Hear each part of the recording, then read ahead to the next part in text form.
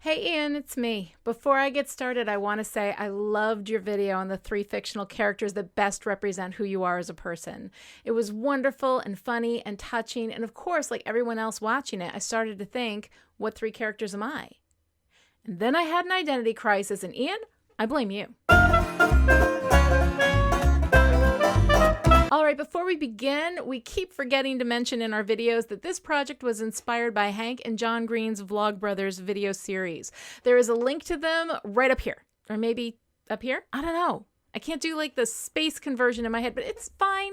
You'll find it. You're smart people. Anyway, thank you, Hank and John Green, for the inspiration. All right, Ian, back to your video and my resulting identity crisis, which happened because I started wondering what 3 characters represent me. And suddenly I realized that I don't know who I am. I mean, I know who I am. I'm Lani, Diane, Rich, New York Times bestselling, blah-de-blah, story expert, Chipperish.com.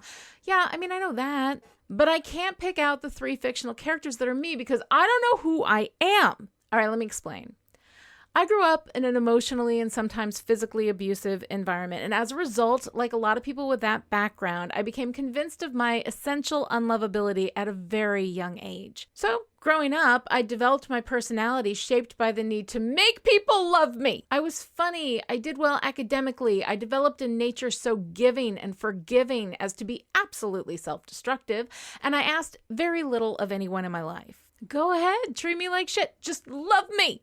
I had this bitchy internal voice that criticized everything I did and said and thought, and I listened because I believed that voice was the only reason I had any friends or success at all. And of course, coming standard with your garden variety PTSD package is the panic attacks. I've always been afraid of everything. I mean, everything. When I was 26, I took myself down for an entire day by suddenly realizing in the produce aisle at Wegmans that I was going to be 30 in like 42 months. And I'm gonna be 40! When? Someday. I was afraid of time. So, anyway, identity crisis. So I watched your video. I started thinking about the characters that would represent me, thinking it would have to be a character with like a massive amount of anxiety, a wicked sense of humor forged in the fires of abuse to provide that perfect self-defense mechanism, an inability to value herself and draw boundaries, but super smart and funny and bright-sidey about the whole thing. Chipper, if you will. And as I'm racking my brain looking for the perfect paranoid neurotic with just the right combination of sharp humor and flat insecurity, I realized that all of these things about me that have been true for like my whole life, I'm not sure they're true anymore. Because all those essential traits that have been me since I can remember, they're just gone. So now I'm doing inventory, kind of patting my psychological pockets, trying to see if they're empty, and they are. Woeful anxiety, gone. Bitchy internal voice that criticizes everything I do and say and think, gone. Sad little victim who believes that no one will ever love her because, let's face it, she's essentially unlovable, gone. I'm lovable as fuck. But now I got a new problem because who am I? On the outside, I mean, I think probably I seem the same. But inside, the wild storm of roiling emotions, the suffocating pain, the fear of both the future and the past, the desperate need to drown out my thoughts with work or a podcast or YouTube videos of cats at every moment, even while I'm sleeping, just to keep the fear at bay, gone. And yes, all of that was fucking miserable, but it was, me. I've changed. Slowly enough that I didn't so much notice it when it happened, but dramatically enough that I don't know who I am. So as I'm struggling to find a character, the only thing that comes to mind isn't even a whole character, but rather just a quick moment in that character's arc. Charlie, I'm going through some sort of transitional thing. So my whole life, it's like I've been pushing around this abandoned shopping cart full of quirks and emotional damage and dark shit I didn't want to deal with. I smushed all the bad stuff down to the bottom of the cart and then covered that over with just 8 tons of adorable. I decorated that thing with daisies and polka dots and little stuffed goats and colorful ribbons that would blow in the breeze. Nothing to see here, folks, just a lady and her cart of darkness. So I'd put on a smile and go out into the world and do my thing, but the cart was always with me. And I didn't ever question its presence or function. I didn't dig through it to clear out the bad stuff. It never even occurred to me to just abandon it on the side of the highway somewhere and run away. I just lived my life pushing this goddamn cart full of damage everywhere I went. I went to work and I pushed the cart. I watched TV and I pushed the cart. I wrote books, pushed the cart. Got married, pushed the cart. Had kids. Okay, well, you get it. It's a metaphor.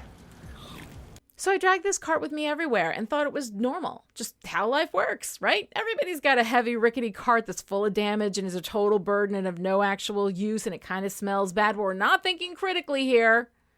So I just take it with me everywhere I go. Then I got divorced from my kid's dad, who's a lovely human being, but he had his own cart, you know what I mean?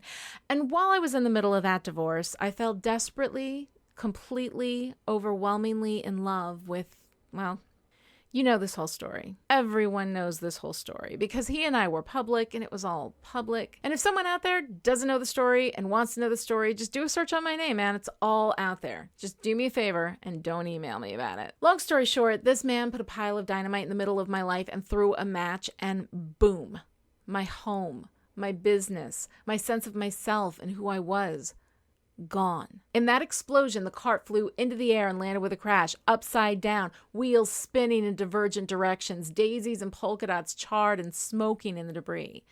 Everything I had, everything I was, good and bad, was all just broken, in pieces, scattered all over this acre of scorched earth that had been my life. So I've spent the last 2.5 years rebuilding who I am, and part of that process is picking up the broken shards of what was left. Looking at every piece closely, discarding what's not good for me, repairing, reclaiming, restoring the parts that I liked that were valuable. Painstaking, exhausting, irritating work, all of it. And I resented the fuck out of it, but I did it. And during that recovery and reclamation process, I could only feel negative emotions.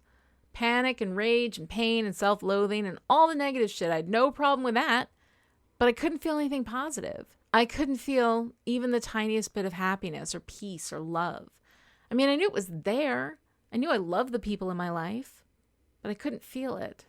And I'm a person who feels everything. I'd hear myself on podcasts making jokes and sounding like I was back to my old self. And I think, yep, sounds like me. But I couldn't feel it. It was the Lani show, and I could pull it off and make it look and sound all right. But inside, nothing. Inside, it was mostly this. Then, suddenly, a few months ago, it all comes rushing back. Like, all of it. At once. And even though being able to feel joy and happiness and love again was a good thing, I was overwhelmed. It was just too much.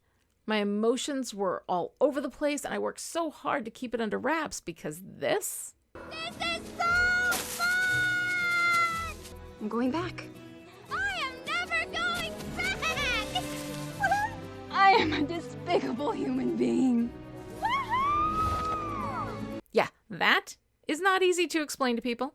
People see that and they start to really worry about you. But over time, the emotional overwhelm calmed down.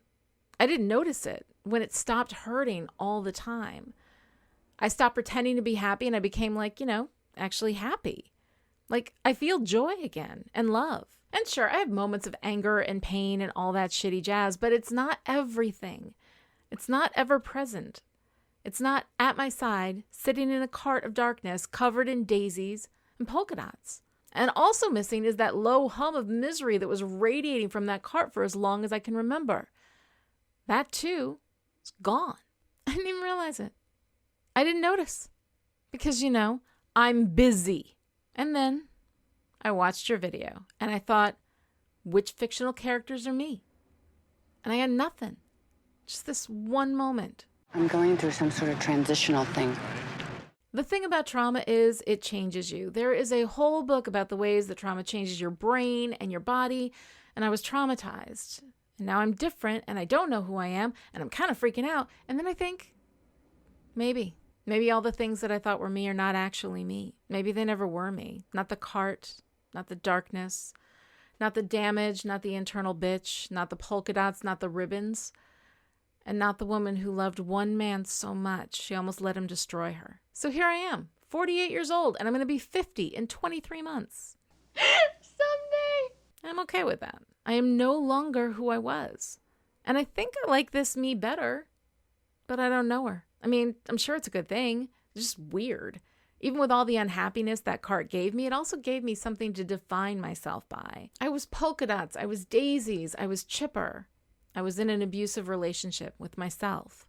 And it took someone else's cruel abuse for me to finally just fucking stop. By the way, I would like to state for the record that I don't recommend this method. I mean, there are lots of ways to fix a leaky sink, and burning down the whole house, sure, it's one of them, but probably not the best choice. Hey, if you can't be a good example, be a horrible warning. And I know it's not entirely over. I know I'm not entirely healed. Wounds like this, they leave scars. But that's okay. Like any recovery, it's a process. And I know I'm never going to be done. I know I'll be afraid again, but hopefully when I am afraid, the thing I'm afraid of is going to be real. I know there will be a bad day when the bitchy voice comes back, but I don't think she holds the power over me that she once did. And like any vampire, she has to be invited in. And I've learned that lesson. I know I could fall in love again, but I'm never going to put my value and lovability in someone else's hands because you know what? People are careless with that shit. And honestly, it's not their job to hold that for me. That's my job. So, now, 3 characters that define me, not aspirationally define me, but define me. Who the fuck knows? You don't know how hard it is being a woman looking the way I do. No. Disqualified on fear of heights. Let me help you because we can win this. We can win it. We can win the whole thing. Yeah, a little bit. I don't know. Who's a fictional character with an almost pathological enthusiasm for her work who desperately wants to make everything make sense and is achingly uncomfortable with her own uncertainty? Everything hurts and I'm dying. Or maybe, I don't know. It's a little aspirational, but I know my value. not yet. Not entirely. But I'm getting there. All right, Ian, your turn.